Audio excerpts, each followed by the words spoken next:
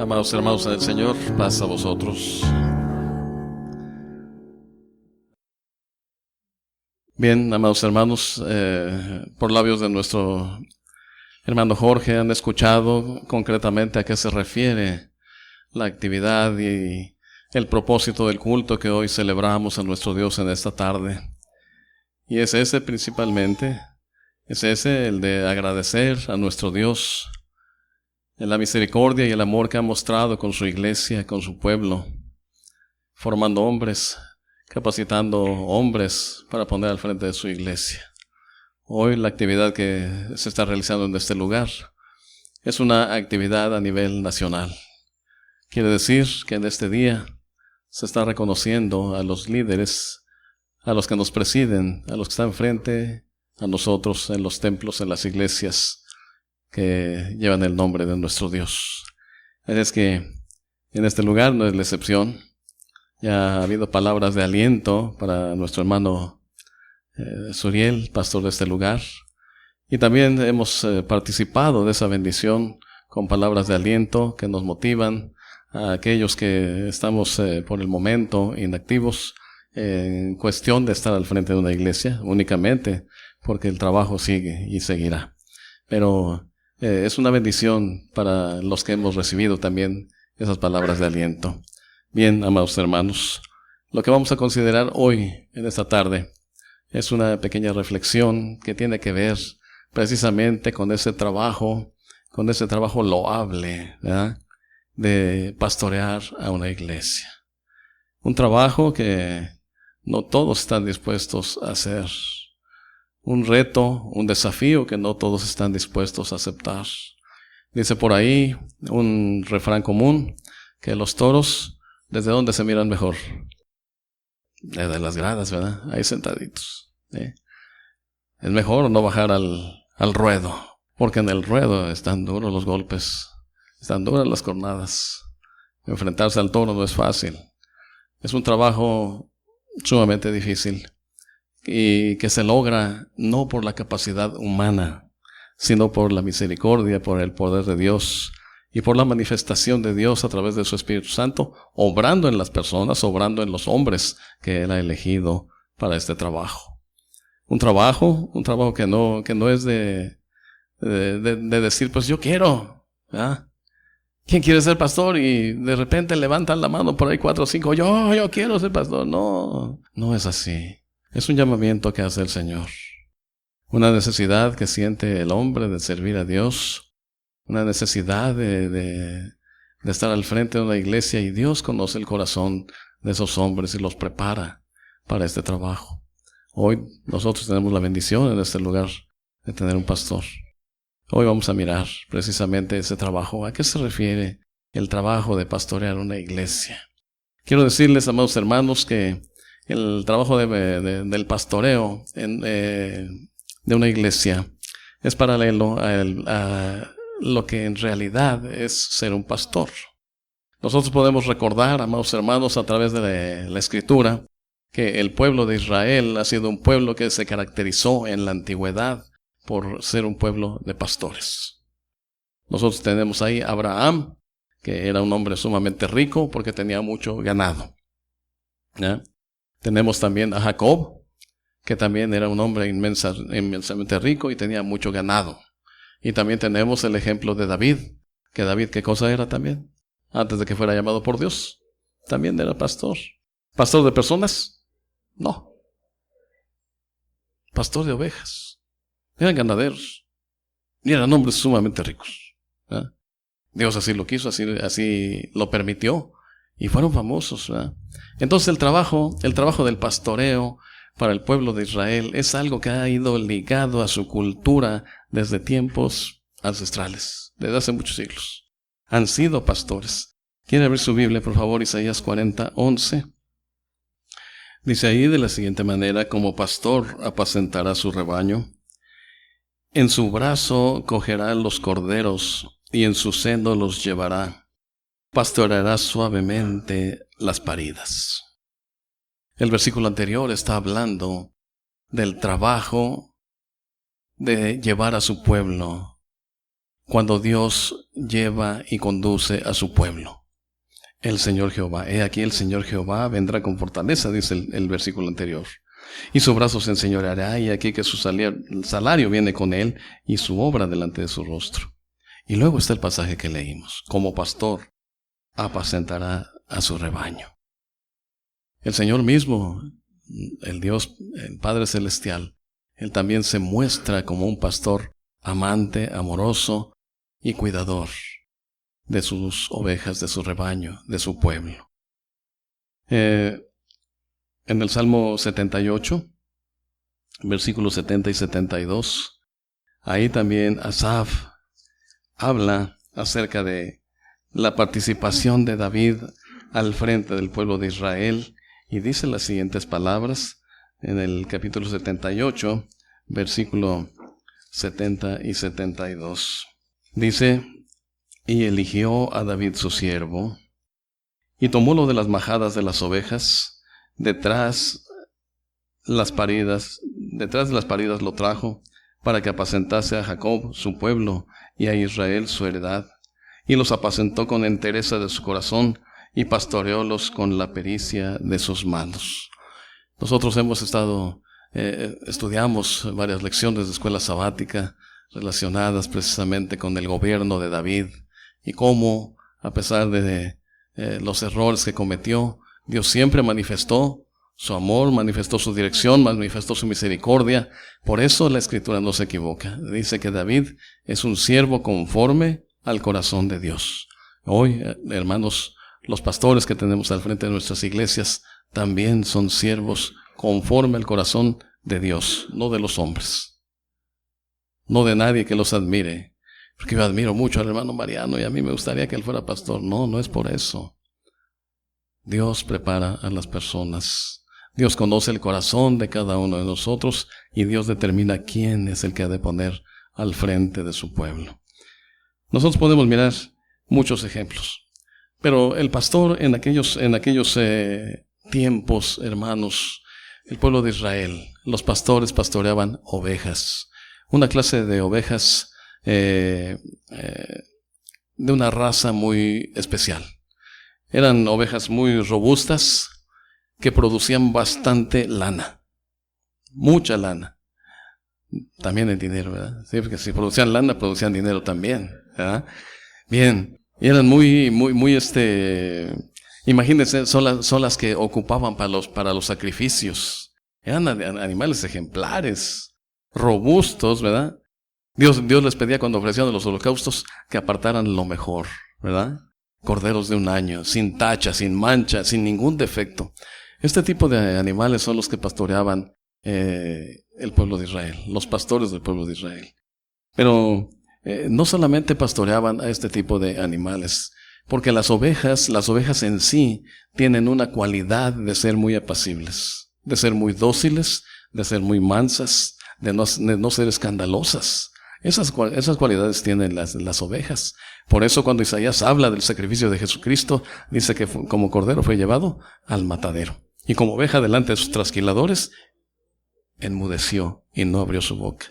Porque las ovejas tienen esa característica, esa cualidad.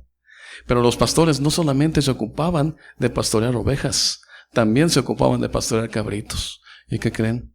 La conducta de los cabritos no es igual que la de las ovejas. Los cabritos tienen una forma muy distinta de ser.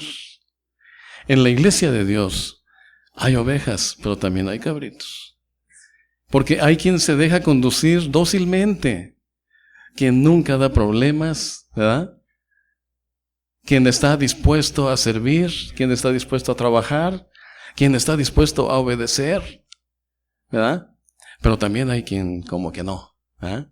Y estos animales tenían la característica, a los chivos, ¿verdad?, que son los cabritos, les gusta mucho subir por partes escarpadas, por partes peligrosas. Eso les encanta.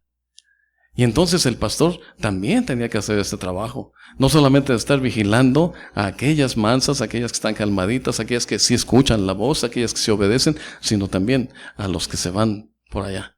Y ya están trepados por allá. Bájate, no te vayas a caer, algo te va a pasar, ¿eh? Y aquel no se baja, ahí está, ¿eh? Mejor me subo más arriba, para ver qué se siente. Entonces, el trabajo de estos hombres era muy laborioso, en el sentido de que tenían que apacentar 2 rebaños, ¿verdad? Un rebaño dócil, pero también un rebaño que no siempre se muestra dócil, un rebaño que no siempre se muestra obediente. Bien, en el capítulo 11 de Juan, no lo abran, son pasajes que ustedes conocen. Ahí nos habla de Jesús como el buen pastor, ¿verdad? El buen pastor. Y dice ahí que Jesús le habla a sus ovejas, y las ovejas conocen la voz de Jesús, ¿verdad? Llega al lugar donde están reunidas, llega al redil, llega al corral, y el Señor las llama una por una, porque conoce el nombre de cada una. Y cuando aquellas ovejas escuchan la voz del pastor, de inmediato están ahí, porque conocen su voz. Dice ahí también en la Escritura que el pastor da su vida por las ovejas. Cuando en aquella época, cuando los pastores apacentaban sus rebaños, tenían un trabajo encomiable, un trabajo que tenía mucho que ver con la alimentación de las ovejas, pero también con su cuidado. Cuando se trataba de alimentarlas, tenían que buscar los pastos más frondosos. No las iban a llevar a un terreno seco, con matorrales secos, terregosos, sino siempre iban a buscar los lugares propicios, los lugares apropiados, donde el pasto estuviera fresco, donde se alimentara mejor el ganado, donde pudieran aprovechar, donde pudieran engordar, donde pudieran estar robustas y saludables. También cuando el ganado tenía sed, tenían que conducirlo a los lugares donde había agua, a los arroyos, ¿verdad? Cuidando que todas bebieran de esa agua limpia, que todas participaran de esos pastos frescos y suculentos, para que todas crecieran de igual forma. El trabajo que nuestros pastores hacen es similar, preocupándose siempre por la alimentación del rebaño, por la alimentación del ganado, de tal manera que no se queden unos más chaparros y otros más grandes, sino que todos crezcan de manera uniforme, que todos coman ese alimento suculento, ese alimento preparado, ese alimento fresco, para que lo puedan degustar, para que lo puedan disfrutar las ovejas. Y que beban un agua limpia, un agua que los lleve a la vida eterna. Aquellos pastores tenían todo ese trabajo. Si por alguna causa los arroyos se secaban, entonces tenían que conducir al rebaño a lugares más alejados, a donde hubiera un pozo. Y de ese pozo entonces tenían que sacar el agua, tal vez sudando, tal vez con hambre, pero las ovejas tenían que tomar agua. Y las ovejas tomaban agua, aunque el pastor se estuviera muriendo de sed. Porque el cuidado del pastor estaba puesto en su rebaño, puesto en sus ovejas. Todo esto hacían los pastores. En el tiempo de primavera, su trabajo se acrecentaba. Porque en el tiempo de primavera, cuando las ovejas parían, tenía que cargar a los recién nacidos, a las ovejas recién nacidas. Ayudar inclusive a las ovejas a parir. Mirar que quedaran bien después de dar a luz. Se llegaba el tiempo de esquilar y también tenían que efectuar ese trabajo. Un trabajo arduo, un trabajo laborioso, un trabajo en el que sudaban bastante, porque se esforzaban mucho, pero tenían que hacerlo. El cuidado que nuestros pastores tienen de nosotros es parecido, muy parecido al de estas personas. Los cuidados que tienen que hacer son muy parecidos.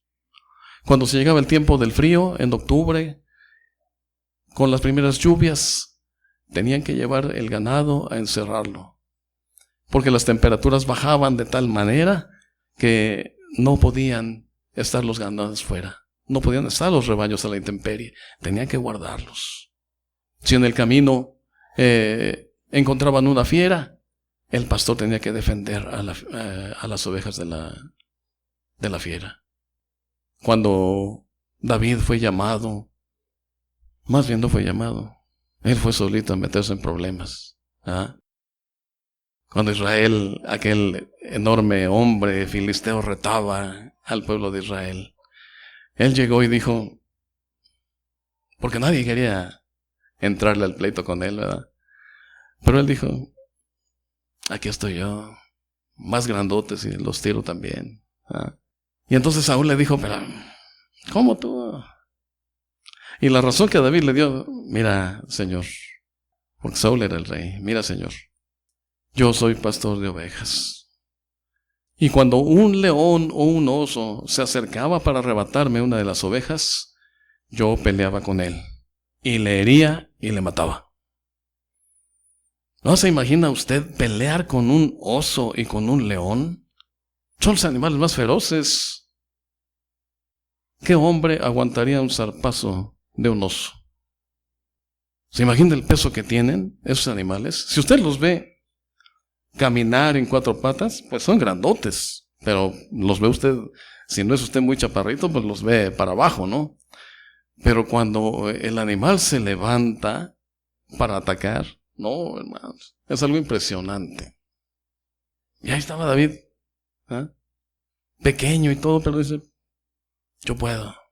Y si un león era el que trataba de arrebatarle a las ovejas, pues también le entraba. Esa era la labor del pastor. Dentro de las herramientas que estos hombres utilizaban, aparte de su alforja, que tenía un nombre especial en aquel tiempo, y se llamaba esa bolsa, en la que era una bolsa de cuero, donde llevaban lo que comían. Podía ser pan, aceitunas, frutas secas, queso u otros alimentos. Esa bolsa se llamaba zurrón, con Z, el zurrón. Entonces se cargaban su zurrón. Cargaban también una vara. La vara era un garrote de 1 metro, más o menos 3 pies. Un pie parece que tiene 45 centímetros aproximadamente, 43 por decir, ¿verdad? Quiere decir que entonces que no era de 1 metro. 3 pies son 90 centímetros. Mire, bueno, aquí dice que 1 metro. Entonces era más o menos de 1 metro. Corregimos. No era de más de 1 metro, era de 1 metro. Y esta vara dice que le ponían unos fragmentos de roca, de una roca que se llama pizarra. ¿Ah? Una roca que corta. Aquí en México me estoy acordando que allá por mi pueblo hay una piedrita negra, unas piedras negras que parecen cristal, obsidiana, ¿verdad? Yo quiero imaginar que era algo parecido. Entonces esta vara le ponían de esos incrustados varios pedazos de esa piedra que servía como arma para defenderse. Ese era uno de los instrumentos que usaba el pastor, ¿sí? Aparte de la bolsa.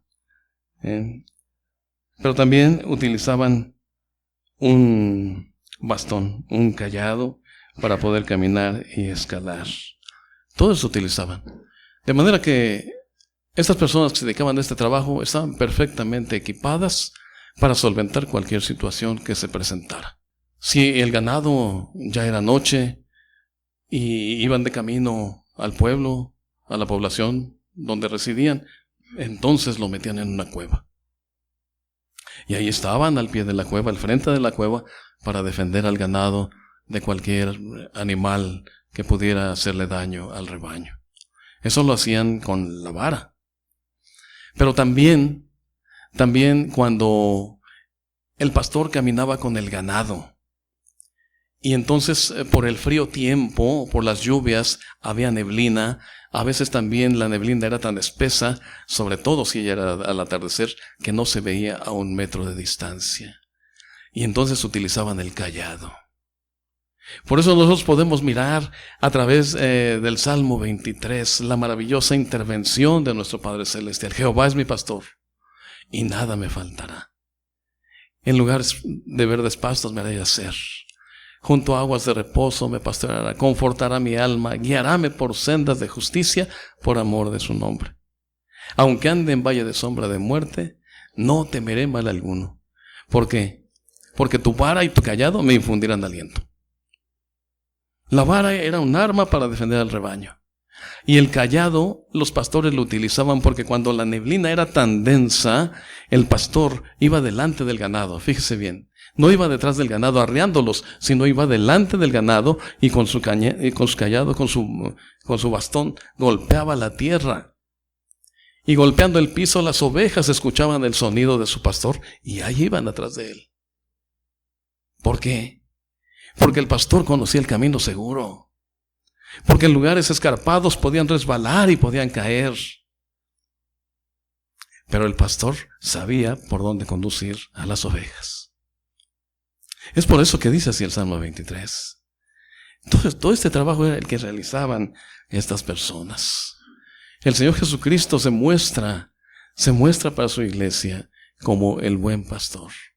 Aquel pastor con una voz dulce, con una voz que sus ovejas conocen, con una voz que obedece el rebaño de Jesucristo. Esto es lo que nosotros podemos mirar en la Escritura. En uno de los versículos de este Evangelio dice, y también tengo otras ovejas que no son de este redil, y también a ellas me conviene traer. El trabajo pastoral es un trabajo hermoso, pero un trabajo que lleva mucha responsabilidad, desvelos, desgaste de energías tremendo, no solamente físico, sino también mental. Es por eso, por todo lo que encierra esa actividad, que hoy en este día se ha decidido a nivel nacional reconocer a nuestros pastores. Dice la Biblia, abra por favor su escritura, en la primera carta a los Tesalonicenses, capítulo 5, versículo 12. Y os rogamos, hermanos, que reconozcáis a los que trabajan entre vosotros y os presiden en el Señor y os amonestan. Será necesario para nuestros pastores recibir palabras de aliento de parte nuestra. Será necesario reconocer el trabajo y la labor que ellos hacen. O a lo mejor pensamos, bueno, pues si el hermano lo decidió así, pues ahora que se aguante, ¿no? Tal, pues ¿para qué le entra? Pues mejor no hubiera aceptado, ¿verdad? Por eso decíamos al principio, nosotros muy cómodamente preferimos que mejor otro esté al frente y aceptar el reto, aceptar el desafío, aceptar la responsabilidad, porque no es fácil. El apóstol Pablo, siendo un apóstol que sufrió enormemente por la predicación del Evangelio, por eso dice estas palabras: es necesario reconocer a los que trabajan en el Señor, a los que están delante de nosotros.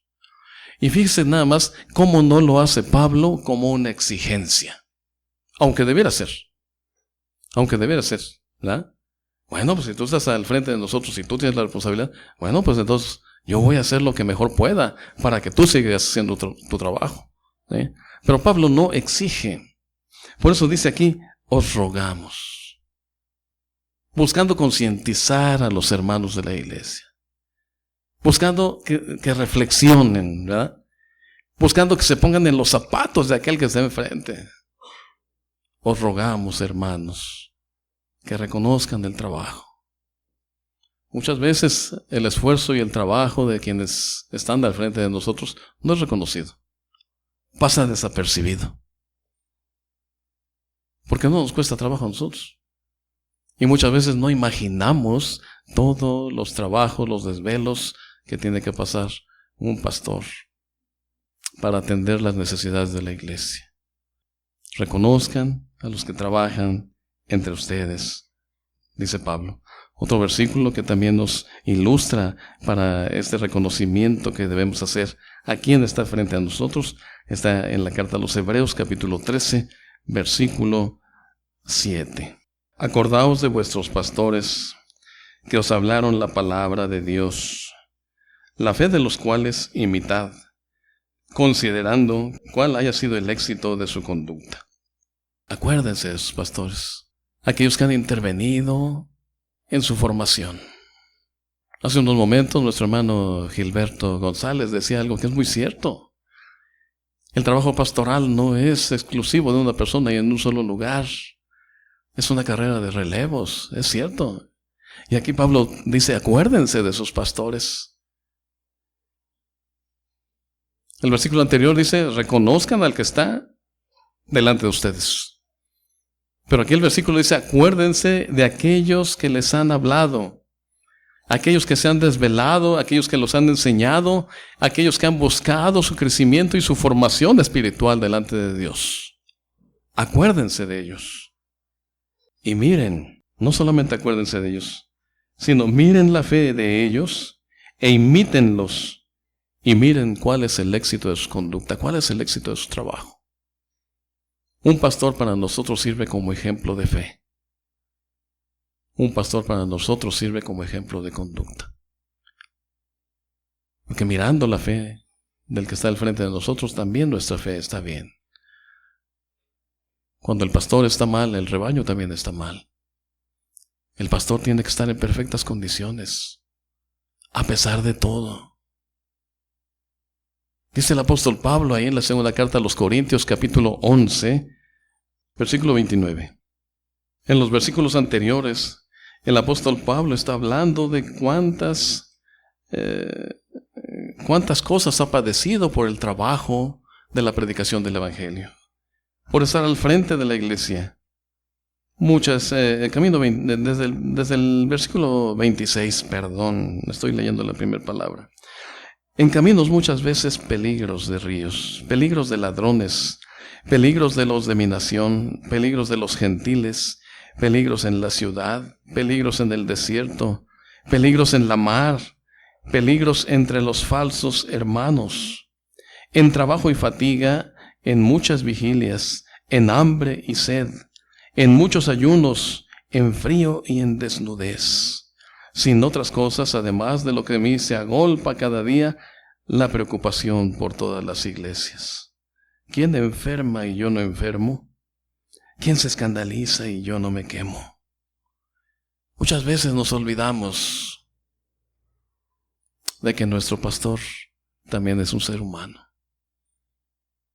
También tiene necesidades igual que nosotros. ¿Quién enferma y yo no enfermo? ¿Quién se preocupa y yo no me preocupo? ¿Quién tiene frío y yo no? ¿Quién padece por la economía y yo no? ¿Cuántas cosas pudiéramos decir que están alrededor de nuestra vida, que vivimos inevitablemente, necesidades que todos tenemos? Y a veces olvidamos que nuestro pastor también las tiene, que también sufre igual que nosotros, que también tiene trabajo con su familia igual que nosotros.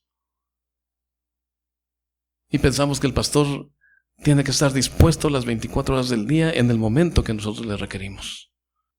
No sabemos si su esposa se siente bien, no sabemos si sus hijos están bien, no sabemos si tiene lo suficiente para la alimentación de su familia, para las necesidades del hogar. A veces lo que nosotros pensamos es solamente en la necesidad que yo tengo. Yo necesito que el pastor venga porque estoy enfermo y necesito que me venga a ungir. Estoy desalentado y necesito que me venga a dar unas palabras de aliento, porque si el pastor no viene, yo ya no voy a seguir en la iglesia. Y nos olvidamos que muchas veces el pastor también necesita del aliento de parte nuestra, una voz de ánimo, una palabra de aliento para que siga adelante con su trabajo. Nosotros tenemos que tomar en cuenta todo este tipo de circunstancias que rodean la vida nuestra y que no son ajenas a la vida de quien nos preside, de quien está al frente de nosotros en la iglesia. Por eso es necesario reconocerlo. ¿Cómo lo reconocemos? Hermano, qué bueno que está usted al frente de la iglesia. Usted es un buen pastor. Adelante. ¿Ah? Hermano, mire, aquí está un chocolatito. Hace frío, pero con este chocolatito se le va a quitar para que siga adelante. Tenemos que mirar las necesidades que tienen en este lugar nuestro pastor y que tienen los líderes quienes están al frente de nosotros. El apóstol Pablo fue un hombre que él siempre dijo: yo no quiero ser carga para las iglesias. Y muchas veces les dijo: yo con mis propias manos hago lo que es necesario hacer para no ser una carga para ustedes. En alguna ocasión en una iglesia un hermano dijo: Yo no estoy de acuerdo que se le dé al pastor ni un quinto. El apóstol Pablo no cobraba. Él trabajaba. ¿Sabe a qué se dedicaba Pablo, verdad? Hacía tiendas de campaña, ¿verdad? Esa era su chamba, diríamos nosotros, ¿verdad? Y entonces él mismo decía, yo con mis manos me abastezco por mí mismo. No soy una carga para ustedes. Y aquel hermano decía, yo no estoy de acuerdo en que se le dé ni un quinto al pastor. Y sin embargo, Pablo que no recibía, que no aceptaba ayuda económica de parte de las iglesias, él dice lo contrario. Él dice en la primera carta a los Corintios, capítulo 9, versículo 13 y 14. ¿No sabéis que los que trabajan en el santuario comen del santuario, y los que sirven al altar del altar participan? Así también ordenó el Señor a los que anuncian el Evangelio, que vivan del Evangelio. Una forma de reconocer a nuestros pastores es proveyendo, ayudando a la economía de su familia, tomando en cuenta que el tiempo que toman para la atención de la iglesia no es poco, es mucho. En la actualidad, en la iglesia de Dios, hay muchos de nuestros hermanos ministros que perciben un salario, están dedicados a trabajar en la obra del Señor. Pero de esos muchos de los que yo hablo, en relación con el número de pastores que tiene la iglesia de Dios, son muy pocos. La mayoría de los pastores de la iglesia de Dios son voluntarios, que tienen que solventar por sí mismos, como Pablo, sus propias necesidades económicas de sustento para la familia. Y Pablo dice, no es justo que eso sea así.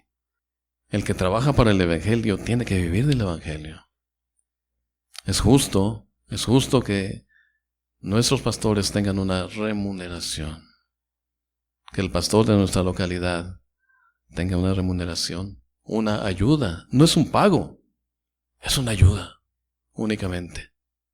Una ayuda que también es un reconocimiento a su labor, a su trabajo, a sus desvelos.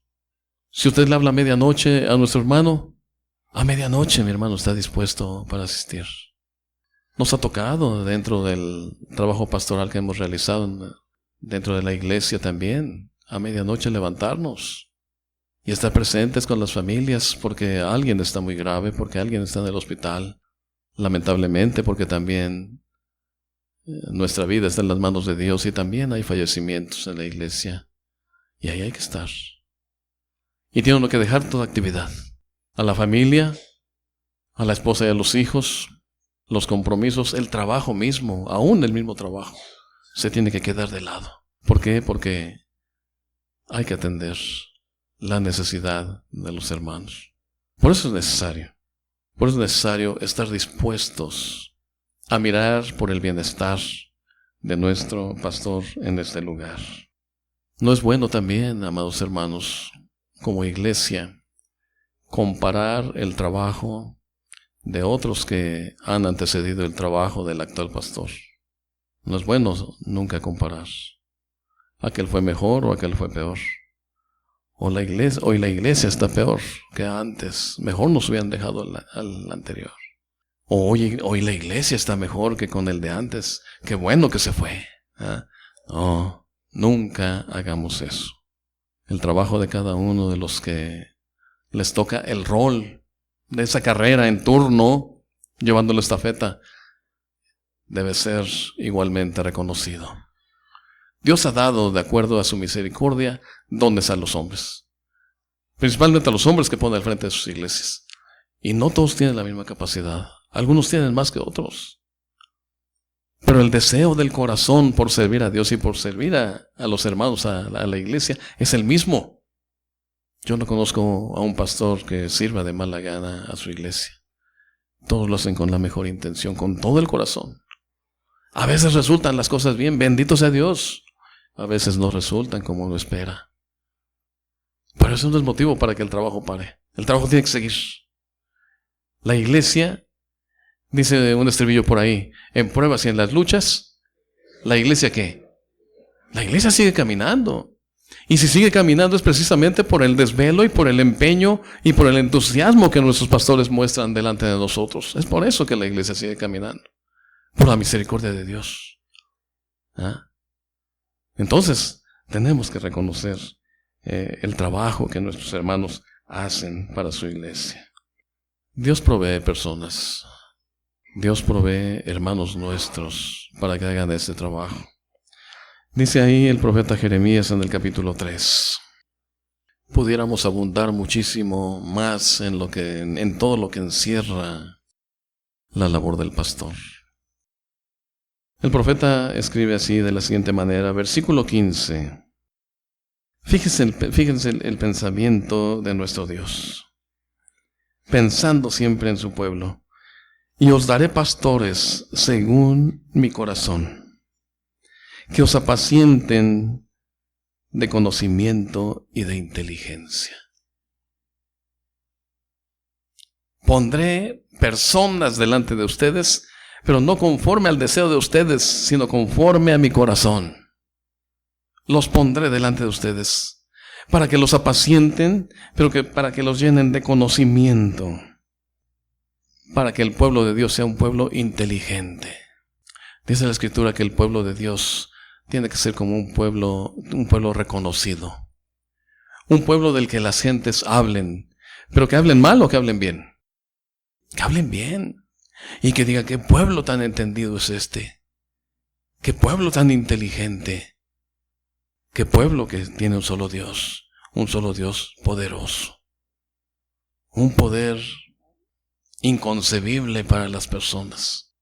En días pasados comentábamos aquí un hecho asombroso que ha vivido el pueblo de Israel cuando han tenido un conflicto armado con los árabes. Y platicaba con mi hermano Mauricio lo asombroso de aquellos bombardeos sobre el pueblo de Israel y que los misiles tronaban en el aire antes de caer. Y entrevistan al líder de los árabes y le dicen, ¿qué pasó? ¿Por qué este pueblo que tanto nos estorba sigue ahí? El Dios de ellos destruye los misiles. Y si no los destruye, los desvía. Un Dios poderoso. Y ese Dios poderoso, el que hace maravillas, es el que pone personas adecuadas delante de nosotros. ¿Conforme al corazón de los hombres? No. Conforme a su corazón. Para apacentar a su iglesia y llenarla de conocimiento y de sabiduría.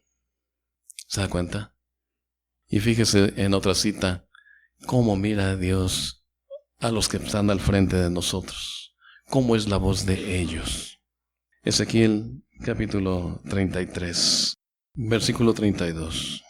Fíjese cómo le habla Dios al profeta Ezequiel y le dice, he aquí que tú eres a ellos como cantor de amores, gracioso de voz y que canta bien, y oirán tus palabras, mas no las pondrán por obra.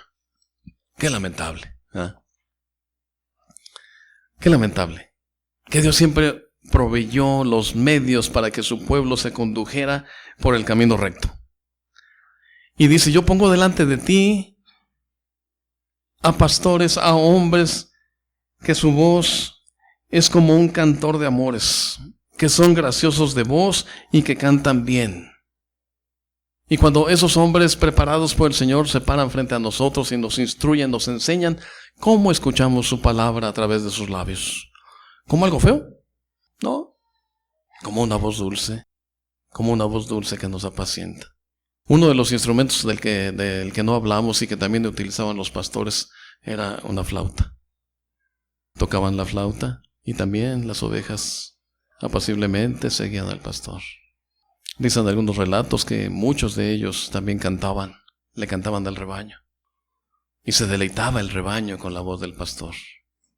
Aquí el Señor le dice al profeta Ezequiel, he aquí que tú eres para mi pueblo como un cantor de amores, con una dulce voz y que canta bien, pero no oirán tus palabras. Que no sea así entre nosotros, hermanos. Que cuando hable nuestro pastor, así lo escuchemos. Como un cantor de amores, como alguien que nos trata con mucho cariño, pero que escuchemos sus palabras. Que sus palabras no queden en el vacío, sino que cada predicación, cada sermón, cada exhortación, cada palabra de aliento llegue hasta nosotros y haga el efecto que Dios espera para su iglesia, para su pueblo. Que su iglesia crezca, que su iglesia se confirme en la fe de Jesucristo, que se arraigue en el amor de Jesucristo, yendo siempre para adelante. Que no haya nada, ningún tropiezo que nos detenga. Que el trabajo de quienes están frente a nosotros sea un trabajo bendecido por Dios, sea un trabajo que rinda frutos. Finalmente, ese trabajo sí tiene una paga. Sí, ciertamente no hay un salario porque la mayor parte de nuestros pastores son voluntarios, sí tiene una paga. ¿Quiere ver cuál paga es? Primera carta de Pedro, capítulo 5, y vamos a leer desde el versículo 2. Primero está aquí enunciado el trabajo que debe realizar el pastor. Y en el capítulo 4 miraremos cuál es la paga para los que han aceptado esta responsabilidad.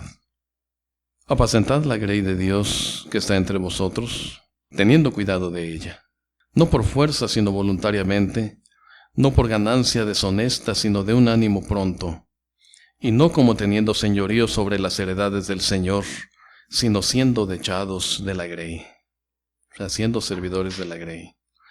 Y cuando apareciere el príncipe de los pastores, vosotros recibiréis la corona incorruptible de gloria. Indudablemente así será. Es una esperanza que todos tenemos, y es un pago que Dios dará a quienes trabajan al frente del santuario. Dios le bendiga, amado hermano Suriel Martínez Maceda. Dios le colme de bendiciones. Dios le aliente en los momentos difíciles para seguir adelante con esta hermosa labor que usted realiza en este lugar. Dios le bendiga, amado hermano.